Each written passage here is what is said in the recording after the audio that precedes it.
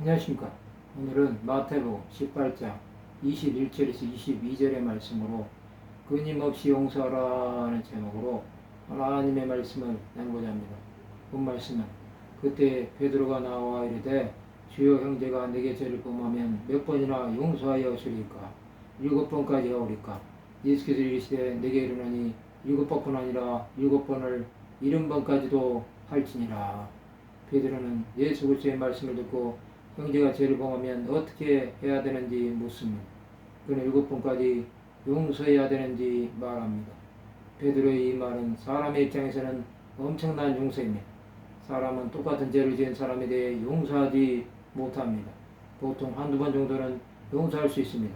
그러나 3번 이상 그것이 반복될 때는 용서보다는 분노가 일어납니다. 이것은 그 사람을 용서한 것이 아닙니다. 예수께서는 이것을 아시기에 7번뿐 아니라 7번을 70번까지라도 하라고 말씀하십니다. 이것은 끊임없는 용서를 말씀하시는 것입니다. 사람은 한없이 용서할 수 없습니다. 그런데도 예수께서 이렇게 말씀하신 것은 하나님의 사랑으로 용서하라는 것입니다. 우리는 아담과 하와의 하나님을 떠난 원죄로 인해 죄에 빠져 영죽을 인생들이었습니다. 이런 죽을 수밖에 없는 자들 위해 하나님께서는 독생자 예수 그리스도를 이 땅에 보내주셨습니다. 그 예수는 우리가 믿기만 하면 죄사함을 주십니다. 수많은 사람이 예수 앞에 나와 죄 용서함을 받았습니다. 그들은 도저히 용서받을 수 없는 자들이었습니다. 그러나 예수 그리스도의 보혈을 의지하여 용서함을 받은 것입니다. 예수께서는 한없는 용서를 하심으로 하나님의 사랑을 우리에게 보여주신 것입니다. 우리는 자기 백성들을 용서하셨습니다. 예수께서 자기 땅에 오셨으나 자기 백성들이 영접하지 않았습니다. 그들은 예수께서 메시아이심을 모르는 것입니다.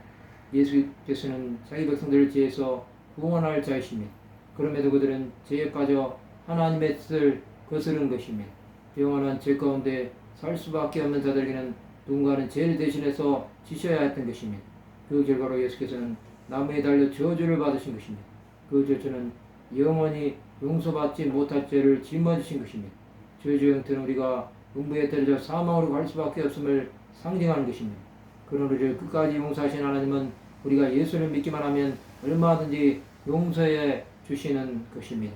이 시간도 주 예수의 용서하심을 받아야 할 수많은 사람이 있습니다. 그들은 예수 앞에 나와 용서함을 받아 하나님의 자녀가 되는 것입니다. 이제 우리는 죄와 사망에서 벗어났습니다. 또 자유함을 얻은 것입니다. 그런 우리는 주 예수의 용서하심의 은혜를 기억하고 아직도 용서받지 못한 죄를 용서해야 하는 것입니다. 천국은 용서한 자만 들어가는 것입니다.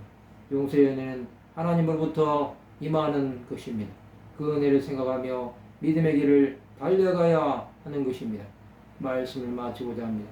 예수의 이름을 의지하여 끝없이 용서하는 하나님의 백성들이 되시기를 주님의 이름으로 축원합니다.